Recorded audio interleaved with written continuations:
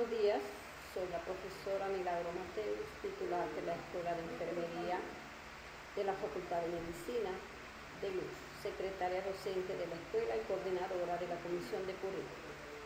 Fui designada como coordinadora del equipo de trabajo que abarca tanto a la Facultad de Odontología como a la Facultad de Medicina para desarrollar el trabajo que nos ocupa y que se inicia en la mañana de hoy.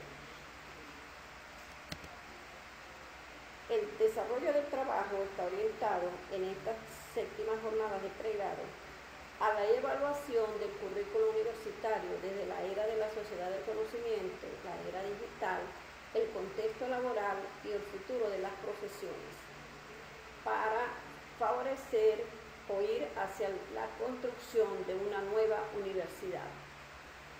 El equipo de trabajo está conformado por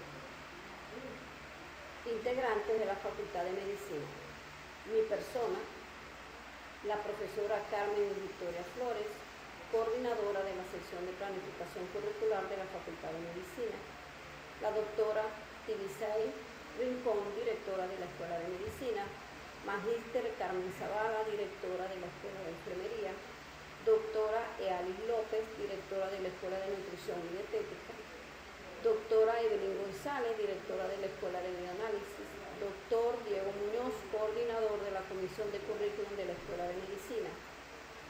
Por la Facultad de Odontología, la doctora Berta Ortega, directora de la Escuela de Odontología, y la doctora Daire Mendoza, secretaria docente de la Escuela de Odontología.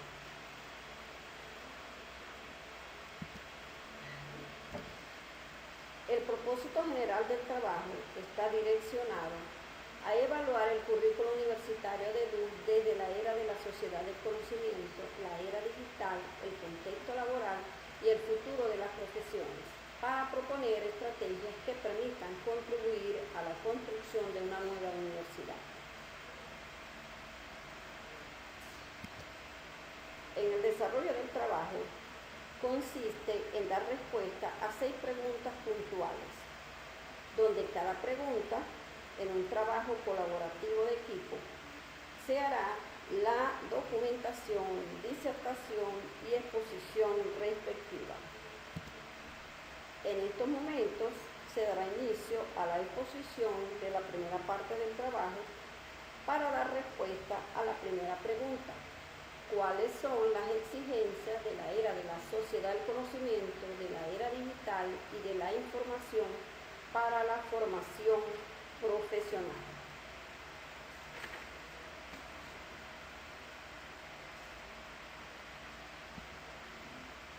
Mucho se ha investigado, desarrollado y expuesto sobre la llamada era digital de la información y de la sociedad del conocimiento.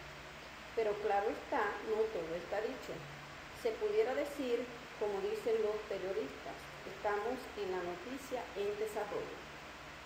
Pero sí es importante mencionar algunos personajes que han marcado la historia de estos acontecimientos. Uno de ellos, Norbert Wiener, matemático, llamado el padre de la cibernética. Manuel Caster estudió Derecho y Ciencias Económicas. Tiene un máster y un doctorado en Sociología. Klaus Schwab, ingeniero, doctor en Economía, máster en Administración Pública y director general del Foro Económico Mundial. Jeremy Rinkins, economista, activista de izquierda, experto en ética económica, defensor de la conservación del ambiente y la energía. Julián de Zuviría, economista, educador y columnista, fundador y director del Instituto Merani, investigador, creador de la pedagogía dialogante, y su modelo, y trabajó su modelo hacia las competencias desde el desarrollo humano. Los trabajos e investigaciones de estos autores permitieron direccionar el desarrollo del presente trabajo.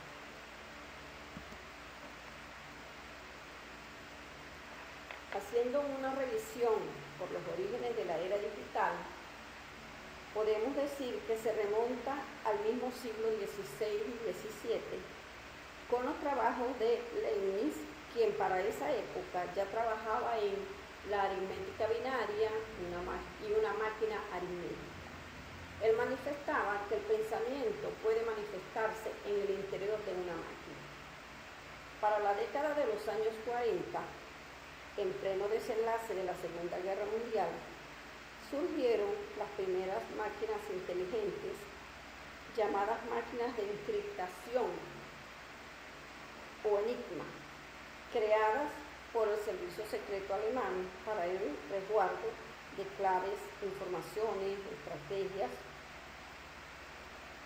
Entonces, la era electrónica de las tecnologías de la información digital comprende el período entre los planes de las primeras computadoras digitales electrónicas en la década de 1940 hasta el presente. Si lo queremos explicar de otra manera, se puede decir que la era de la información y de la sociedad del conocimiento discurrió dentro de las llamadas revoluciones industriales, y donde algunos autores las denominan desde la industria 1.0, referida a la primera revolución industrial, hasta la industria 4.0, aunque para algunos lo actual corresponde todavía a la industria 3.0 o tercera revolución industrial. Ya vamos a ver sus elementos diferenciadores.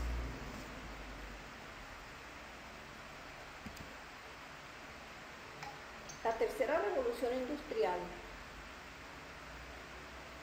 tiene como un representante específico dentro de otros tantos que han trabajado en esta temática, a Rinkin Jeremy, que él habla de una tercera revolución industrial o revolución digital o de la inteligencia, definición aprobada por el Parlamento Europeo en el año 2007.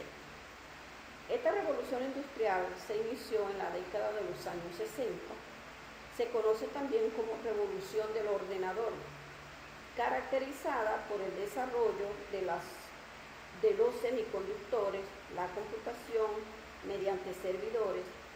En los años 60, la informática personal entre los años de la década de 1970 y 1980, y la aparición y desarrollo del Internet entre la década de 1990 en adelante.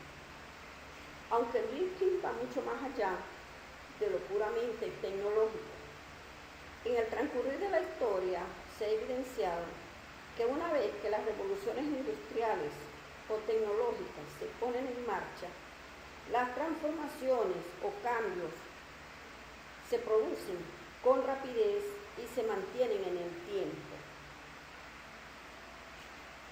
Rinkin es llamado pensador social vanguardista y hace premoniciones catastróficas sobre lo que puede pasar en el mundo tras el impacto o el imperativo de las tecnologías. Y afirmó en 1995 que cada vez menos trabajadores producirían los bienes y servicios.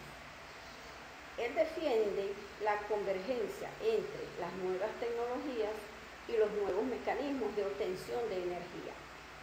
Entonces, la tercera revolución industrial, desde la visión de Rinkin, se fundamenta en 5 pilares básicos: el cambio a energías renovables, la conversión de edificios en plantas de energía, el hidrógeno, las baterías recargables y otras tecnologías de almacenamiento de energía, las tecnologías de Smart Grid o de red de distribución de energía eléctrica inteligente, el transporte basado en vehículos todo eléctricos, híbridos o enchufables, híbridos eléctricos regulares y de pilas de combustible, utilizando como energía de propulsión la electricidad renovable.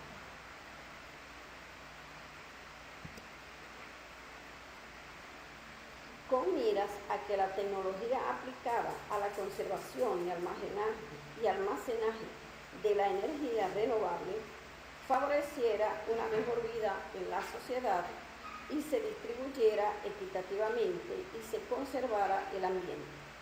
En tal sentido, su premisa central es que las mismas tecnologías de la información y comunicación que dieron lugar al Internet pueden utilizarse para reconfigurar las redes energéticas del mundo, permitiendo que millones de personas puedan hacer acopio y producir su propia energía renovable desde sus casas, oficinas, tiendas, fábricas y parques tecnológicos y compartirla a través de redes inteligentes. Por supuesto, como toda transformación, tiene sus consecuencias y efectos en las diferentes esferas de la sociedad.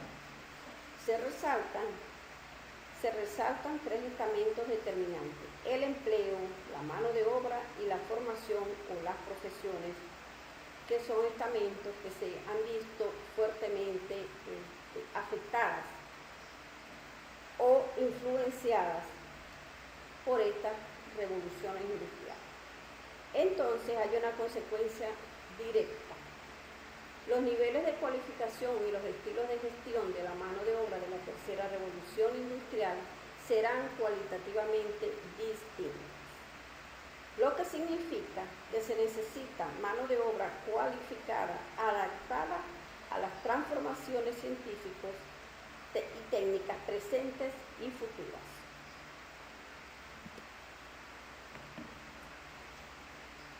En la cuarta revolución industrial,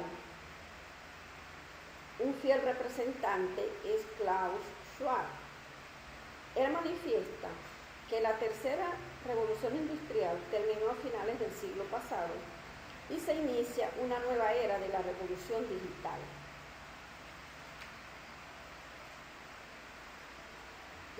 Esta era comienza a principios de este siglo y se basa en la revolución digital, una revolución digital caracterizada por un Internet más ubicuo y móvil, por sensores más pequeños y potentes que son cada vez más baratos, y por la inteligencia artificial y el aprendizaje de la máquina.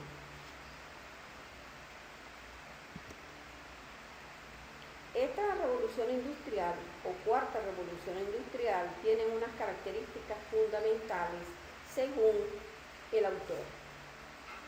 Velocidad, la cual está evolucionando a un ritmo exponencial más que lineal. La nueva tecnología engendra a su vez tecnología más nueva y más poderosa. Amplitud y profundidad generan cambios profundos en la economía, los negocios, la sociedad y las personas. Está cambiando el qué y el cómo, pero sobre todo el quiénes somos. Impacto en los sistemas. El cambio es global. Países, gobiernos, empresas, instituciones y la sociedad en general está bajo el influjo de estos cambios. Pero también este autor defiende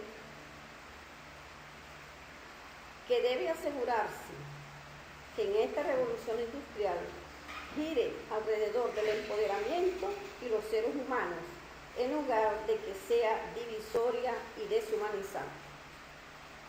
Situación esta que sabemos no es así, puesto que todavía en la fecha existen países que no tienen acceso a electricidad, a agua potable, al internet y a una educación de calidad. Un ejemplo de esto, Venezuela, trayendo como consecuencia las desigualdades e iniquidades en las sociedades, tanto en países llamados desarrollados como los menos desarrollados o pobres. La cuarta revolución industrial generará o ya ha generado grandes beneficios, pero también cosas negativas que se convierten en retos a vencer. Parecen ilimitados los descubrimientos científicos y distintas tecnologías que seguirán surgiendo y con ello muchos pronunciamientos al respecto, unos a favor y otros en contra. Según el autor y basado en sus investigaciones, se refiere a las llamadas megatendencias. Todos los nuevos desarrollos y tecnologías tienen una característica clave o común. Aprovechan el poder de penetración que tiene la digitalización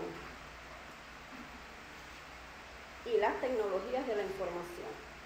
En tal sentido, se han organizado en 3 impulsores que están profundamente interrelacionados y a su vez las diferentes tecnologías se benefician entre sí gracias a los descubrimientos y los avances que cada grupo va logrando.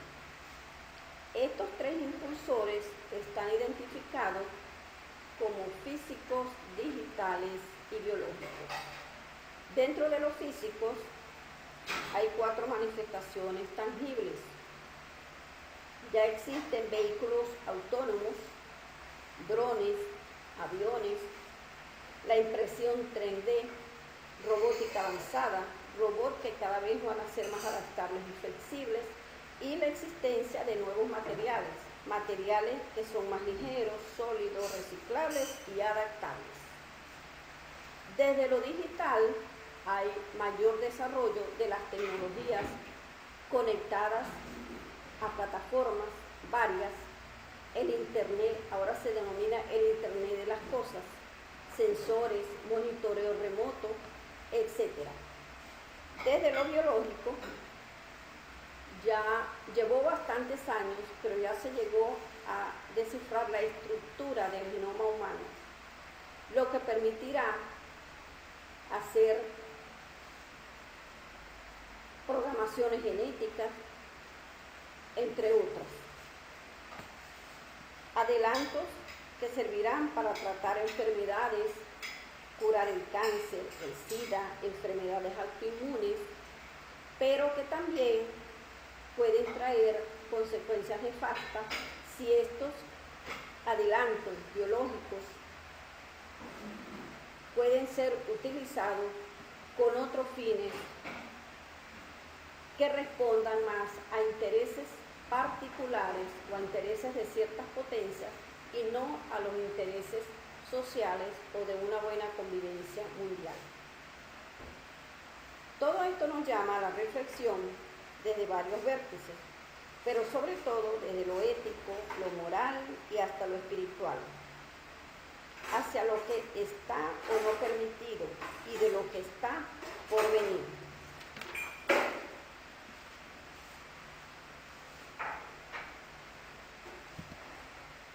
Lo dicho hasta ahora nos lleva a presentar el impacto que todo este desarrollo puede tener en todos los estamentos, económico, político, social y cultural. Pero para efectos de lo que se relaciona al currículum, la formación, lo laboral y las personas y la sociedad, me referiré específicamente a 4 estamentos. Desde lo económico, el empleo, relacionado específicamente a la sustitución de la mano de obra, el subempleo, impacto en las capacidades e impacto en las economías en desarrollo o menos desarrolladas. La tecnología de los ordenadores está sustituyendo cierto número de empleos. Por ejemplo, bibliotecarios, cajeros, operadores de teléfonos, etc. Considerando que se cambia la naturaleza del trabajo en todas las industrias y ocupaciones. La incertidumbre fundamental tiene que ver con la medida en que la automatización sustituye a la mano de obra. ¿Cuánto tiempo tardará y hasta dónde llegará? No sabemos. Pueden darse 2 vertientes. Se pueden ver forzados los trabajadores a quedarse en cero. Por ejemplo, ya hay personas que en sus trabajos prefieren jubilarse para no tener que responder a nuevas exigencias, a capacitarse o a aprender nuevas cosas.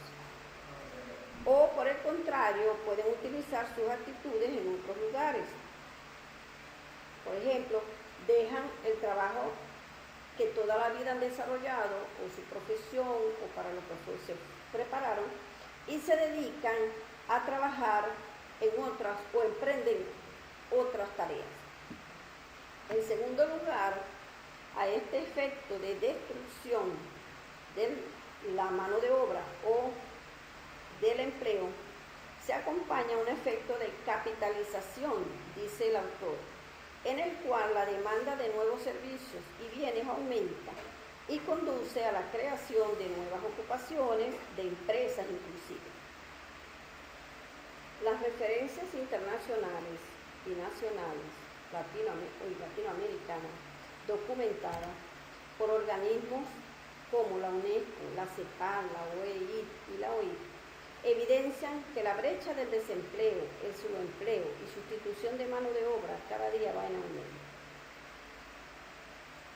El autor hace una acotación, que el empleo crecerá en puestos de trabajo cognitivos y creativos de altos ingresos y demás, o sea, los de más alto nivel, y en ocupaciones manuales de bajos ingresos, pero disminuirá con fuerza para los empleos rutinarios y repetitivos de ingresos medios. Otra cosa importante es la creación del empleo digital, lo que ya se llama nueva economía bajo demanda o nube humana, lo que genera no asumir compromisos laborales como prestaciones sociales, horarios rígidos de trabajo y la presencialidad. Desde el impacto de las capacidades se requerirán nuevas capacidades, no las acostumbradas.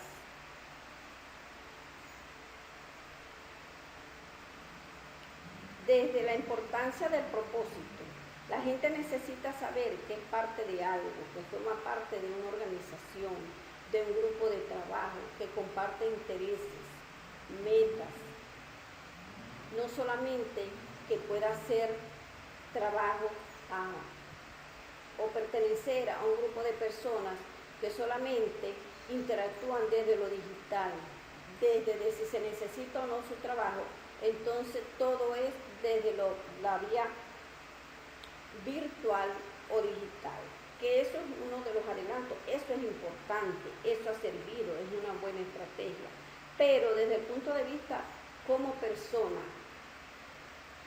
la gente sigue necesitando saber que pertenece a algo. Eso es importante tenerlo en cuenta. Debe buscarse un equilibrio. Desde la sociedad, en una sociedad se intercambian ideas, valores, intereses y normas sociales en diferentes contextos. Es difícil discernir el impacto social de los nuevos sistemas tecnológicos. Se generan o se perciben los cambios, pero muchas veces se ignoran sus efectos.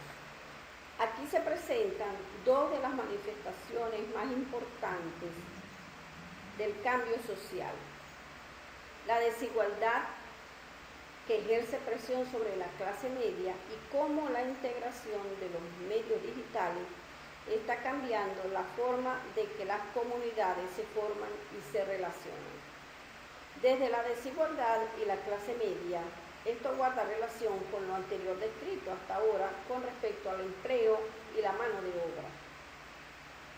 Los ganadores serán aquellos capaces de participar plenamente en los ecosistemas basados en la innovación, al presentarse nuevas ideas, modelos de negocios, productos y servicios, en vez de quienes ofrezcan solo mano de obra poco calificada o capital corriente.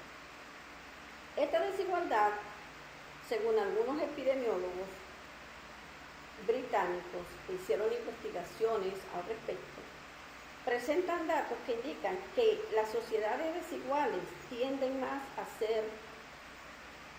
a desarrollar más violencia, mayores niveles de enfermedades mentales, menor esperanza de vida y bajos niveles de confianza.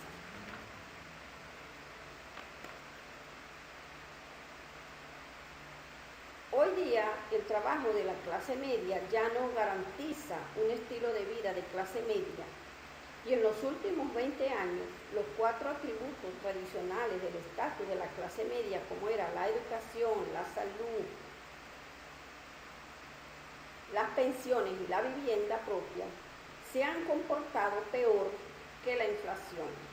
Considerando, es importante considerar el impacto de estos resultados, puesto que esto es un estudio que se hizo antes del 2016 y a la fecha la situación ha empeorado. Un ejemplo que evidencian estas investigaciones es que la educación en Estados Unidos y el Reino Unido se considera hoy un lujo, desde la comunidad y sus interrelaciones.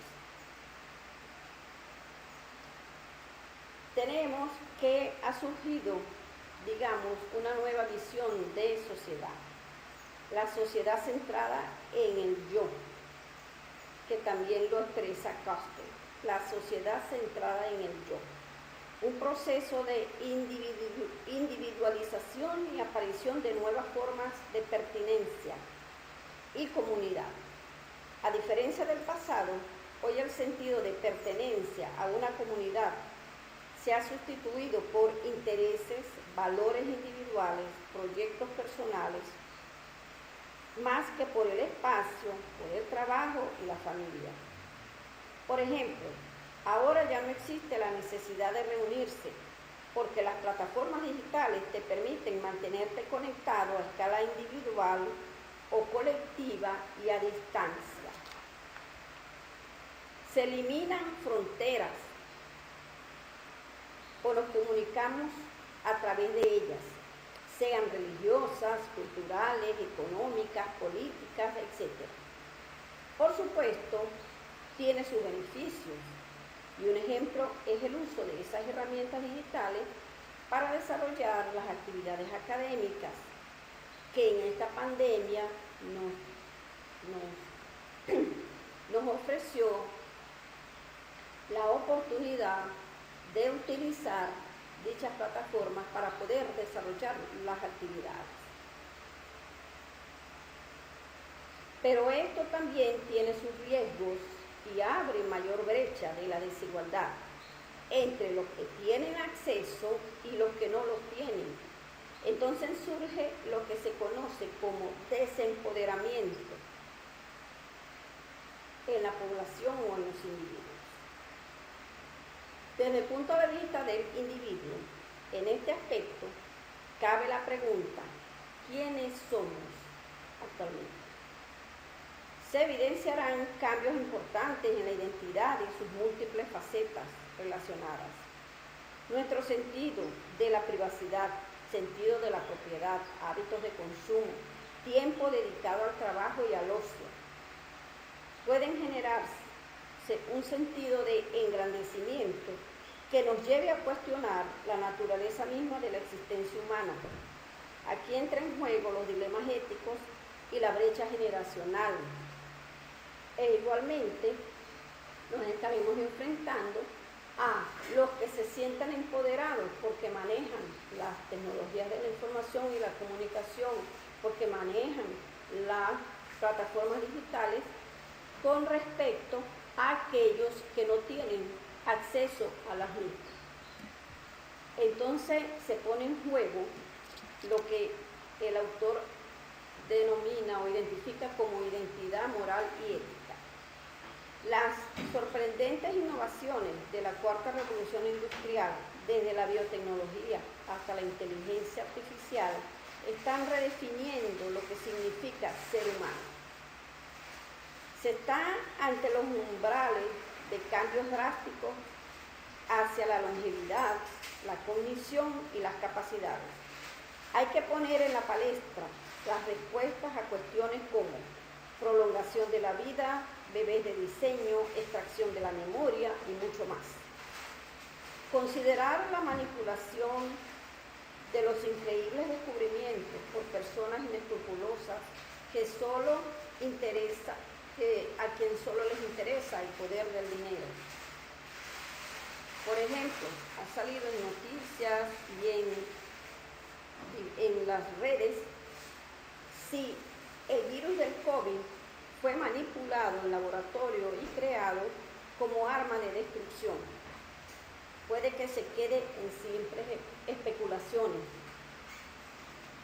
pero se genera la duda. Esto trae como corolario que todo uso del conocimiento debe partir del convencimiento que la condición humana está por encima de cualquier interés particular. Desde el punto de vista de la conexión humana, también está el cuestionamiento de si el uso individual y colectivo de las tecnologías digitales compromete nuestras habilidades sociales y la capacidad de empatizar. Surgen problemas como dificultad para escuchar, establecer contacto visual, leer el lenguaje corporal, mantener una comunicación oral persona a persona, aislamiento social y familiar, entre otros. Son problemas que pueden profundizarse en el futuro.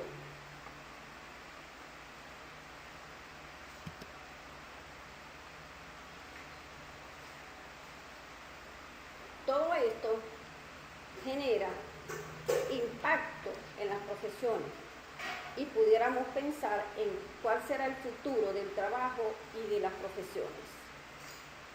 Nuestros puestos de trabajo deberán cambiar, nuestros perfiles deberán ser otros. Entonces, se necesitarán nuevos puestos de trabajo y nuevas profesiones. En el futuro,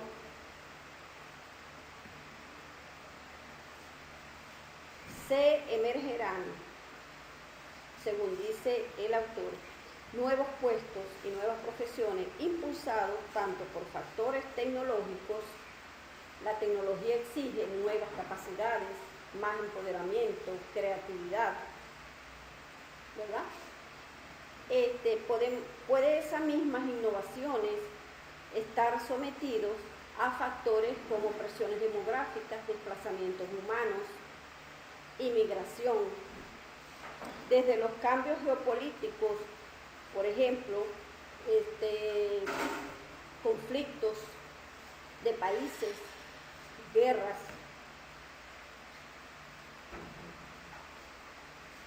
Y, por supuesto, toda innovación está relacionada a nuevas normas sociales, a que se establezcan nuevas normas sociales y culturales que inducen nuevos y diferentes comportamientos de la sociedad que pueden entrarse en contradicción entre lo que estaba establecido y lo que se impone. El autor está convencido que el talento, más que el capital, representará el factor productivo crítico. Por tal motivo, la escasez de mano de obra calificada en vez de la disponibilidad de capital es más probable que le ponga límites a la innovación, a la competitividad y al crecimiento.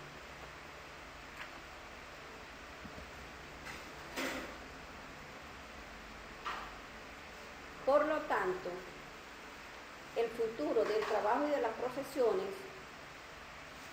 se exigirá y se centrará en la capacidad de los trabajadores para adaptarse continuamente, para aprender nuevas destrezas y enfoques dentro de una variedad de contextos.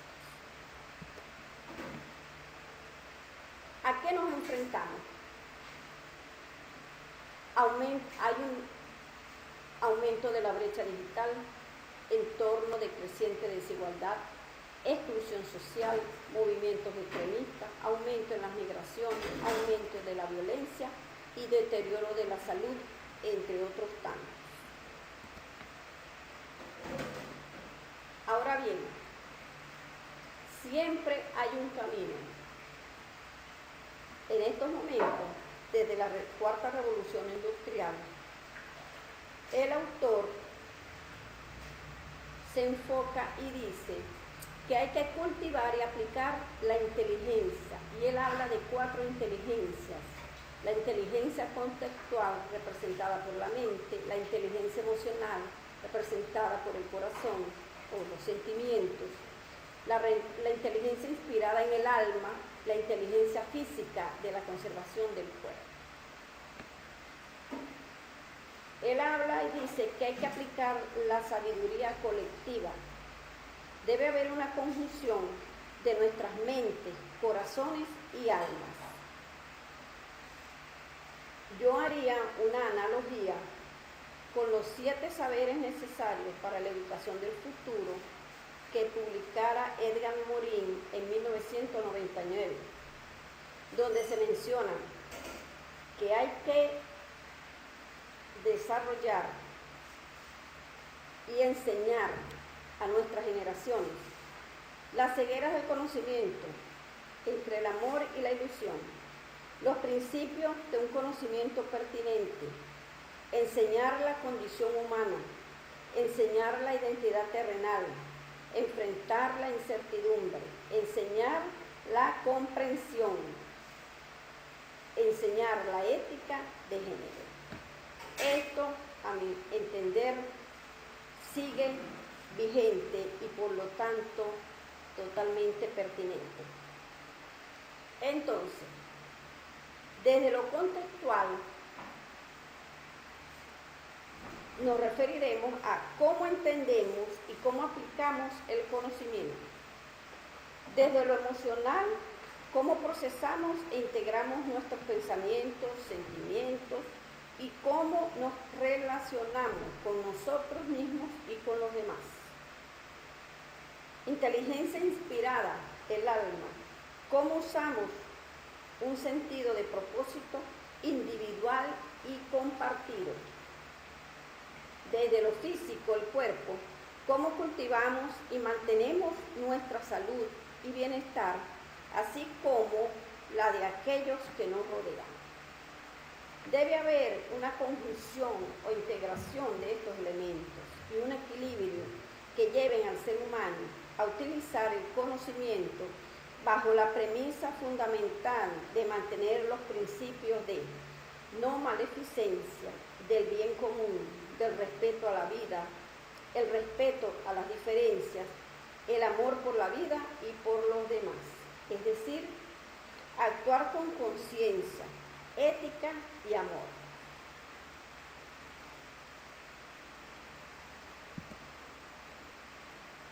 Ahora bien, ¿qué nos depara o qué se nos exige desde la formación? Más que nunca están vigentes los 4 pilares de la educación definidos por Delos. Aprender a conocer, aprender a ser, aprender a convivir y aprender a ser. Pilares de la educación, dimensiones que se deben interrelacionar. Nosotros los seres humanos no somos solo pensamiento, no somos solo conocimiento, no somos solo ciencia ni tecnología. Nosotros somos personas, como lo dice Subiría, personas que tenemos necesidades que satisfacer, necesidades que se interrelacionan, que no son individuales.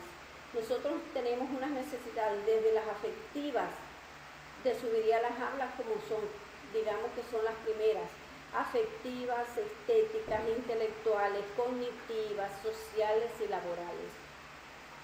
Cualquier insatisfacción de estas dimensiones de las necesidades del ser humano son evidentemente que afectan las siguientes.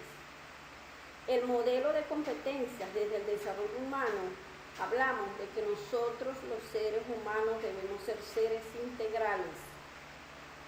Por lo tanto, debemos discurrir en el desarrollo del ser humano desde la formación en abarcar los 3 estamentos.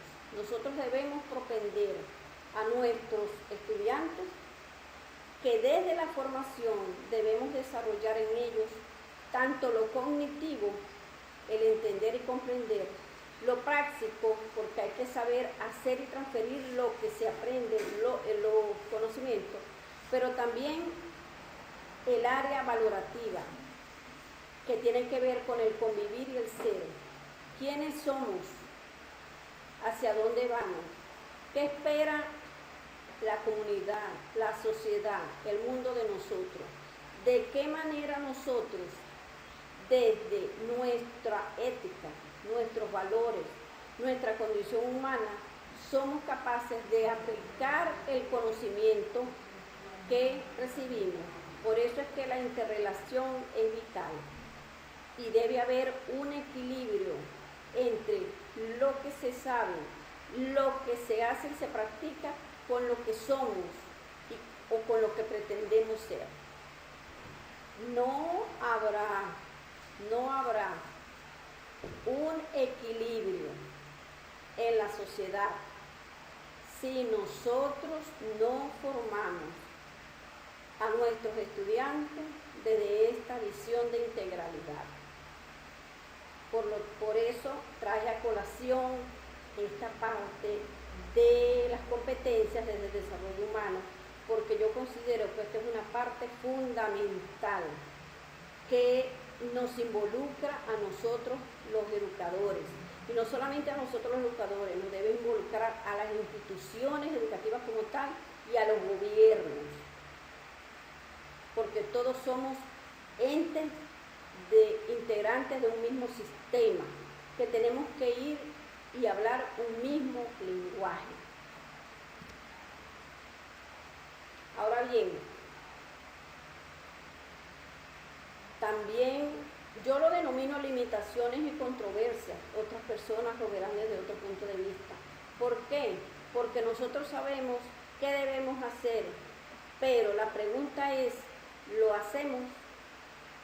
Entonces, desde lo macro, hablando de gobiernos, ¿verdad?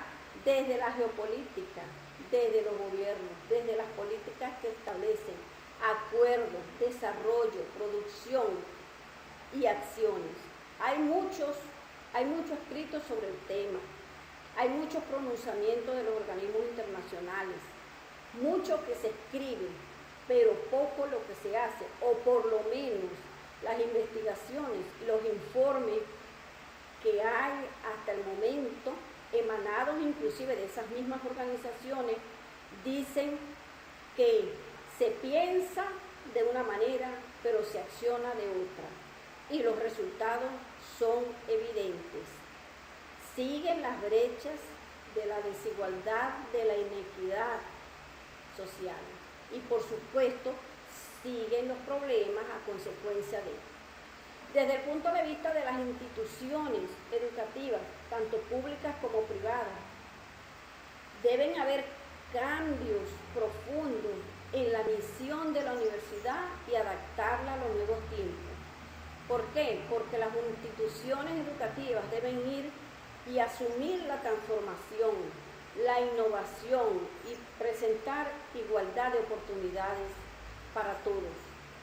Desde el estamento de los docentes y los estudiantes se nos exige entonces nuevos perfiles, aceptación de los cambios y desaprender para aprender. Pero todo esto debe ir en función de un comportamiento moral y ético, es decir, desde la visión de concienciar quiénes somos, o sea, la visión de la condición humana. Entonces, yo dejo la pregunta para que todos la concienciemos y la respondamos. ¿En dónde estamos? ¿En la sociedad de la información o en la sociedad del conocimiento? Muchas gracias.